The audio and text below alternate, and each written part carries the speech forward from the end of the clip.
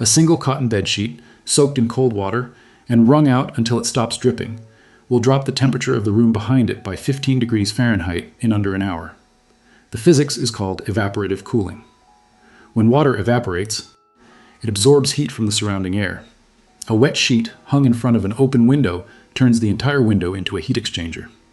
Outside air passes through the damp fabric, the water evaporates, the air cools. By the time that air reaches the far side of the room, it is measurably colder than the air outside the house. No electricity. No compressor, no refrigerant, no filter, no thermostat, no copper coils, no outside unit, no ductwork, no repair technician, no service contract, no monthly bill. One sheet, one bucket of water, one open window. Before 1902, this was not a survival trick. It was not a backup plan.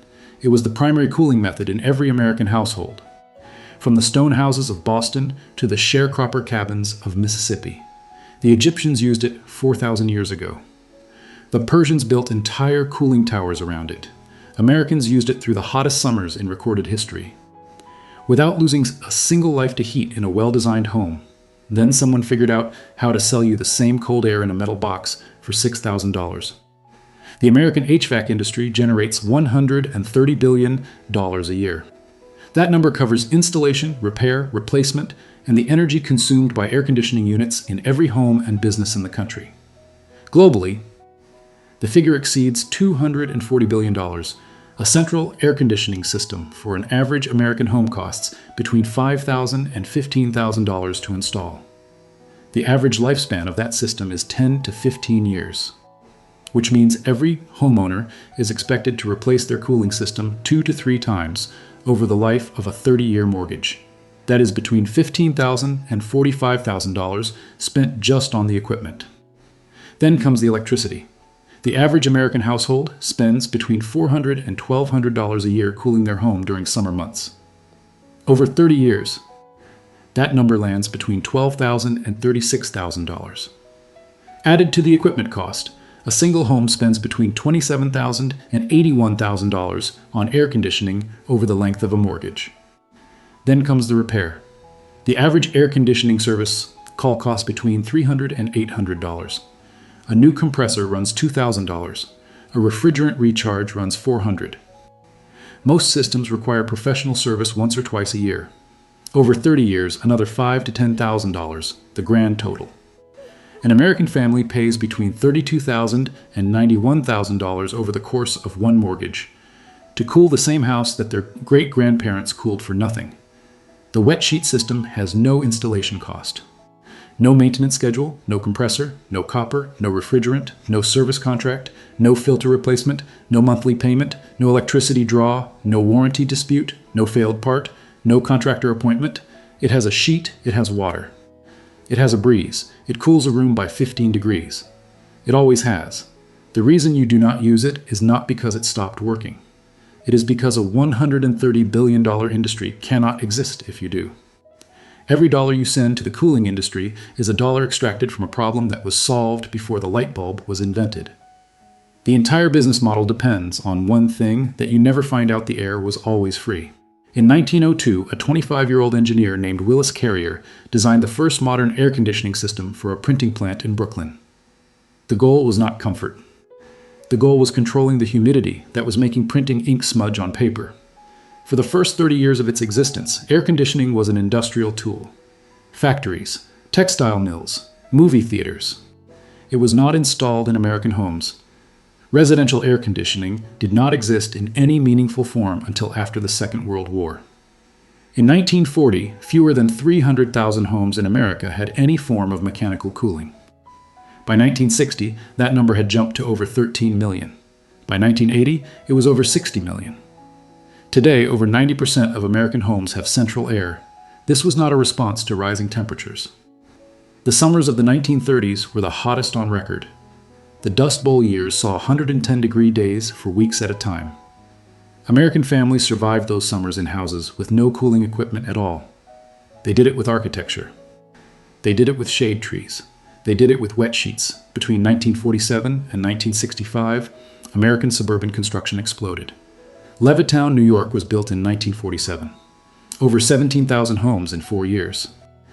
The same floor plan replicated across the continent, and in every one of those homes, something crucial was missing. The builders removed the passive cooling features that had been standard in American residential construction for 200 years. Cross-ventilation windows, which allowed a breeze to flow through a house on a hot night, were replaced with windows on only one wall. High ceilings, which trapped hot air above the living space, were lowered from 12 feet to 8. Deep wraparound porches, which shaded the south-facing walls all summer, were eliminated. Attic ventilation, which released heat from the roof cavity, was reduced or sealed. Transom windows above interior doors, which moved air between rooms, were replaced with solid walls. Every single one of these features had been standard since colonial times. Every single one was removed in the span of 2 decades. The reason was simple. A house designed for passive cooling does not need an air conditioner. A house built with tight seals, low ceilings, single exposure windows, and no shade does. The construction industry and the HVAC industry grew up together, feeding each other. You build a sealed, hot house. Someone else sells the machine that cools it. Everyone profits, except the homeowner. In 1978, the United States Department of Energy published a study showing that a properly designed passive cooling home in the American Southeast could maintain indoor temperatures below 80 degrees Fahrenheit during peak summer without any mechanical cooling. The study was published. It was peer-reviewed. It was referenced in exactly 0 residential building codes written after 1980, not banned outright. Just never mentioned again in any home builder training manual, realtor brochure, or consumer magazine printed after the suburban boom. Never included in any advertisement a family was ever allowed to see. The system has 4 components. Every one of them uses materials already in your house, or costs less than $5 at any hardware store. Here is exactly how each one works, what it does, and how to set it up today. Component 1. The wet sheet. Asterisk, take any cotton bed sheet. Soak it in cold water. Wring it out until it is damp, not dripping.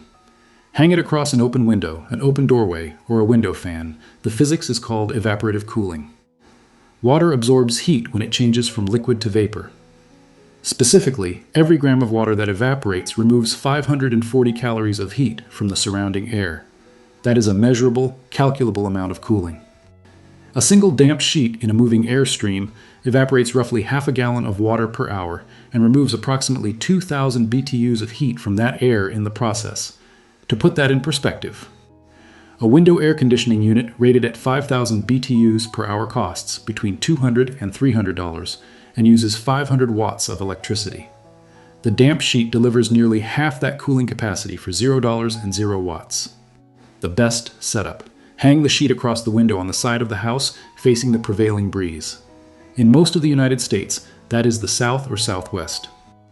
Place a bucket of water under the window so the bottom of the sheet hangs into the water. Capillary action will draw water up the fabric continuously, keeping the sheet damp without refilling. A single bucket lasts 6 to 8 hours. For maximum effect, hang a second damp sheet across the doorway on the opposite side of the room. The breeze passes through the first sheet, crosses the room, and exits through the second. The air is cooled twice. Room temperature drops by 15 to 20 degrees below outside temperature. Component 2. The cross-ventilation window pair. If you remember only one principle from this video, remember this one. A room with 2 open windows on opposite walls cools faster than a room with 4 open windows on the same wall. The reason is air pressure. When wind hits the outside of a house, it creates a high-pressure zone on the windward wall and a low-pressure zone on the leeward wall. Air naturally moves from high pressure to low pressure. Opening windows on both sides creates a pressure differential that pulls air through the house. Opening windows on only one side creates no differential. The air stagnates. Every American home, built before 1945, had windows positioned to take advantage of this. You open the front window, you open the back window. The breeze flows through the house whether there is wind outside or not. Temperature differential alone drives the movement. If your home has only one window per room, open that window and open the window in the room on the opposite side of the house. Leave every interior door open between them. You have just restored cross-ventilation to a house that was built without it. Component 3. The nighttime flush. Asterisk, the single most important cooling move of the day happens between 9 at night and 6 in the morning. During the Great Depression, every rural American household followed the same summer routine. All windows closed and curtains drawn during the day. All windows open and curtains drawn back at night. The house absorbed cool night air into its walls, floors, and furniture. That stored coolness was released slowly through the next day. By afternoon, when outside temperatures peaked at 100 degrees, the interior of the house was still holding the 65-degree temperature it had absorbed at 4 in the morning. This is called thermal mass cooling. The denser the materials in your house, plaster, brick, hardwood, stone, the more cold they can store. A single night of open windows can drop the temperature of a well-built house by 20 degrees by the following afternoon. The modern mistake is leaving the house sealed at night to save the air conditioning. The Depression-era method is the exact opposite. Open it up, let the cold in, shut it down, hold the cold. Component 4, the shade and shield method. Asterisk, a south-facing window in summer acts as a solar oven. Direct sunlight hitting bare glass heats the room behind it by up to 20 degrees in a single afternoon. The Depression-era solution was the damp burlap shade. Hang a piece of burlap sack or heavy canvas on the outside of the window. Wet it once in the morning and once in the afternoon. The burlap blocks direct sunlight. The water evaporates off the surface of the fabric, cooling the air in the gap between the burlap and the window glass. The result is a window that, instead of heating the room, actively cools the air entering it. Cost of a burlap sack at a farm supply store. $2 if burlap is not available.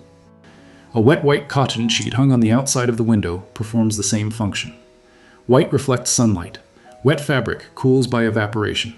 The combination drops window surface temperature by 30 degrees compared to bare glass in direct sun. For south-facing windows without exterior shade, this single trick is worth more than any air conditioning upgrade on the market. Outside shade beats inside shade by a factor of 5. Every degree of heat blocked before it enters the glass is a degree you do not have to remove later. Asterisk 4 components, less than $5. 15 to 20 degrees of cooling. The chemistry and physics have not changed since the Egyptians. Water still absorbs heat when it evaporates. Air still flows from high pressure to low pressure. Stone still holds cold. White fabric still reflects sun. The modern cooling industry does not use different physics. It uses the same physics, wrapped in copper, sealed in refrigerant, and delivered by a machine that costs $30,000 to run for 3 decades. Walk into any farmhouse in rural Georgia in 1935, any tenement apartment on the Lower East Side of New York, any Dust Bowl homestead in Oklahoma, any miner's cabin in West Virginia, in July and August. In the worst heat of the worst summers in American history, you would find the same 4 things. Windows open at night and shuttered by day. Damp sheets hung across doorways. Buckets of water on the floor beneath every open window. And wet burlap draped across the south-facing glass. No one owned an air conditioner. No one needed one. Children slept on screened porches in the coolest part of the house. Women hung wet linens across bedroom doorways before afternoon naps. Men soaked their hats in the water trough and put them back on damp.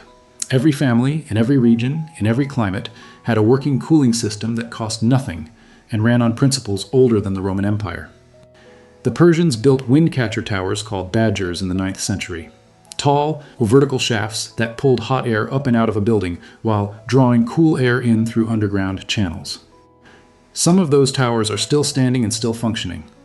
Over 1,000 years, without a single repair, the Egyptians of 4,000 years ago hung wet reed mats across doorways and window openings. They understood evaporative cooling before they had a word for it.